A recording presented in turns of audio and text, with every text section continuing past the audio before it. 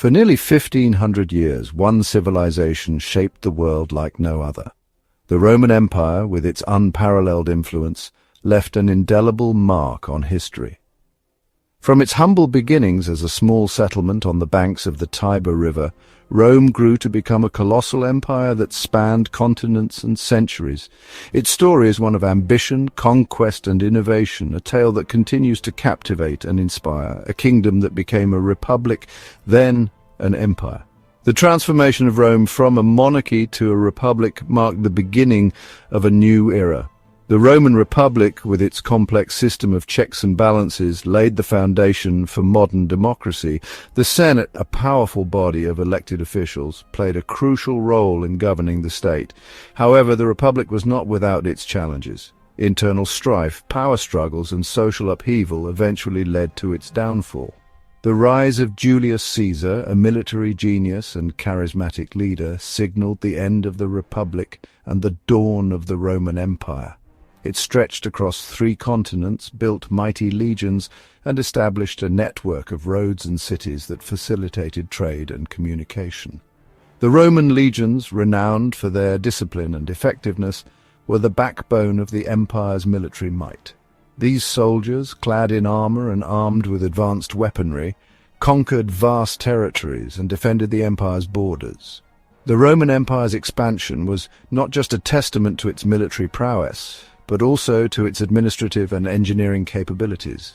The construction of roads, aqueducts, and public buildings showcased the Romans' ingenuity and their commitment to improving the lives of their citizens, and left behind a legacy that still influences our world today. The impact of the Roman Empire can be seen in various aspects of modern society. Roman law, with its emphasis on justice and equality, has influenced legal systems around the world. The Latin language, once spoken by the Romans, is the root of many modern languages. Roman architecture, with its grand structures and innovative designs, continues to inspire architects and builders. The cultural and intellectual achievements of the Romans, from literature and philosophy to art and science, have left an enduring legacy that continues to shape our world. This is the story of the Roman Empire, from its legendary founding to its dramatic fall.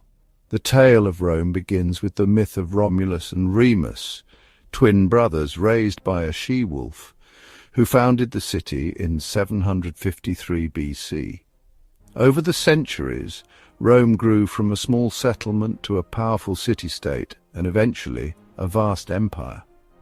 The fall of Rome in 476 AD marked the end of an era, but the legacy of the Roman Empire lived on.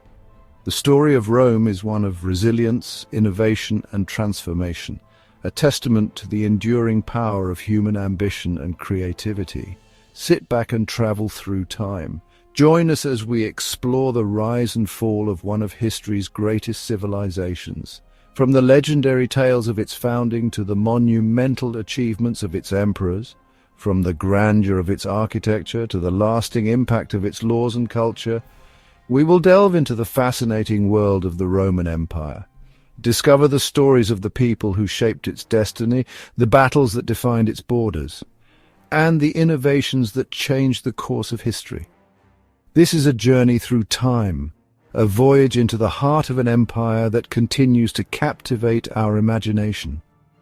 Welcome to the story of Rome. Rome's origin is a mix of myth and history. The story of Rome's founding is one of the most captivating tales from ancient times, blending elements of legend and historical facts. It is a narrative that has been passed down through generations, capturing the imagination of countless people. The tale begins with the twin brothers, Romulus and Remus, whose lives were marked by extraordinary events and divine interventions. According to legend, twin brothers Romulus and Remus were abandoned on the Tiber River. Their story is one of survival against all odds. The twins were the sons of Rhea Silvia, a Vestal virgin, and Mars, the god of war. Their birth was seen as a threat by King Amulius, who ordered them to be cast into the river to drown. However, fate had other plans for these remarkable brothers. Raised by a she-wolf and later founded the city of Rome in 753 BCE, The she-wolf, known as Lupa, discovered the twins and nurtured them as her own. This iconic image of the she-wolf suckling the twins has become a symbol of Rome's resilience and strength. As the brothers grew, they were eventually found by a shepherd named Faustulus, who took them in and raised them as his own sons. The twins grew up to be strong and courageous, embodying the spirit of Rome itself, but sibling rivalry turned deadly. Romulus killed Remus and became Rome's first king. The conflict between the brothers arose over the location and leadership of the new city they planned to establish. Romulus favored the Palatine Hill, while Remus preferred the Aventine Hill. Their disagreement escalated, leading to a tragic confrontation in which Romulus killed Remus. This act of fratricide marked the beginning of Romulus's reign and the founding of Rome. Romulus named the city after himself and became its first king, laying the foundation for what would become one of the greatest empires in history. The foundation was set for an empire that would change history. Rome's early years were marked by growth and expansion, as Romulus and his successors worked to establish a strong and prosperous city. The city's strategic location along the Tiber River allowed it to thrive as a center of trade and commerce. Over time, Rome's influence spread, and it became a powerful force in the ancient world. The legacy of Romulus and Remus and the city they founded continues to inspire and captivate people to this day. The story of Rome's legendary beginning is a testament to the enduring power of myth and the remarkable achievements of human civilization.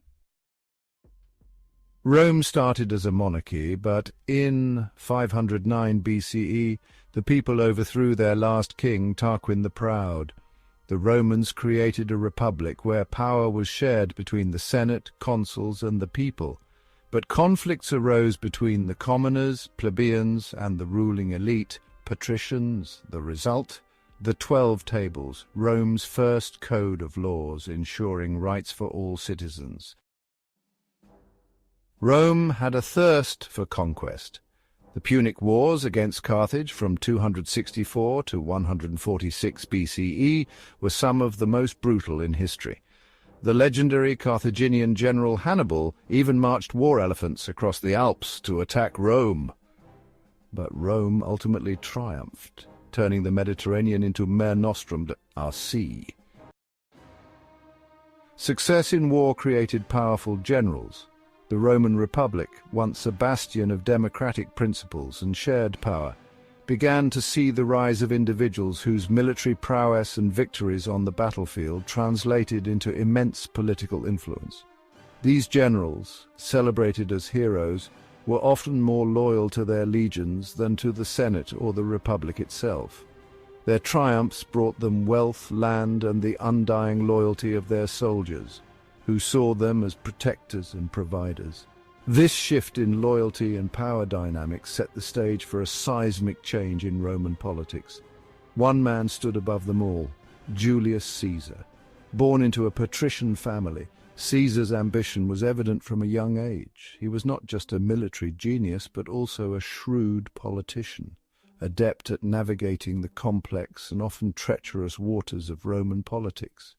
His early career saw him holding various political offices, each one increasing his influence and setting the stage for his eventual rise to power. Caesar's charisma and ability to connect with both the common people and the elite made him a unique figure in Roman history.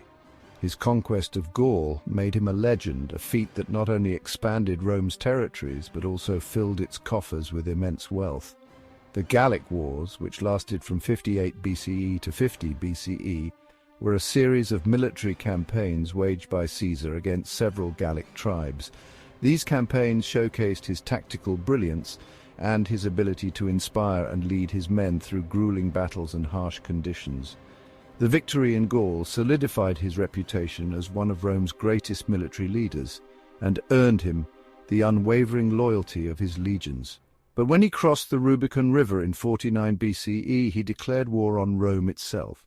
The phrase "crossing the Rubicon" has since become synonymous with making an irreversible decision.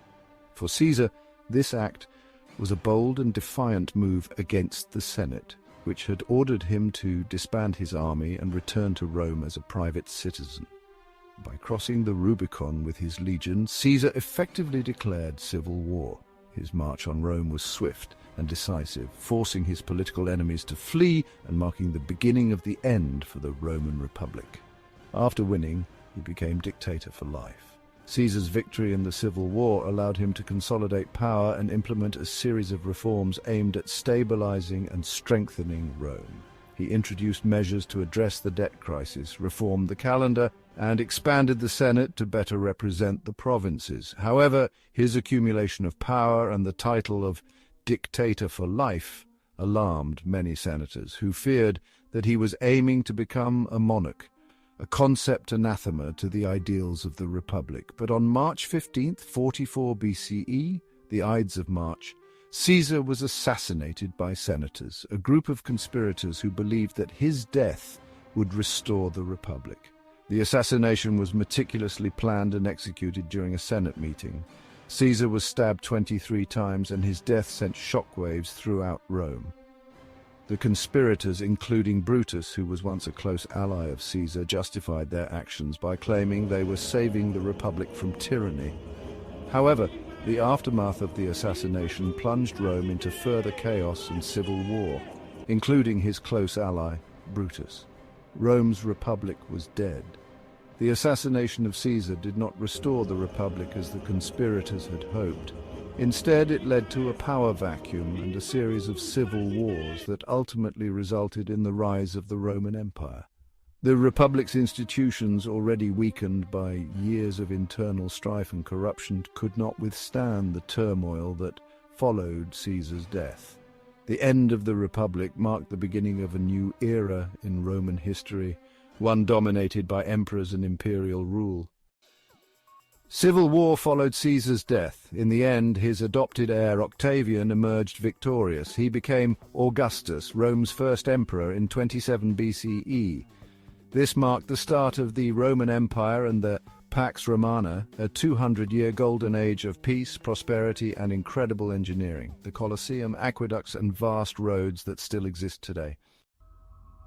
Rome reached its peak under emperors like Trajan, who expanded the empire to its greatest size, but not all rulers were great. Nero is infamous for allegedly fiddling while Rome burned.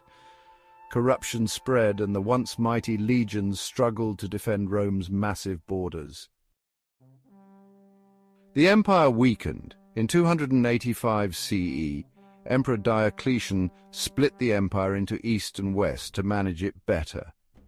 The Western Empire, however, faced relentless attacks from Visigoths, Vandals, and Huns. In 476 CE, the last emperor, Romulus Augustus, was overthrown. Rome had fallen, at least in the west. The Eastern Empire, Byzantium, would survive for another 1,000 years. Though Rome fell, its impact lives on. Its legal system influenced modern law, its architecture inspired the world. Its language, Latin, gave rise to Spanish, French, and Italian. Even the concept of a republic remains the foundation of democracy. The Roman Empire may be gone, but its spirit endures. Enjoyed this journey through history? Like, subscribe, and hit the notification bell so you never miss a deep dive into the past. What fascinates you most about Rome? Let us know in the comments. And as the Romans would say, veil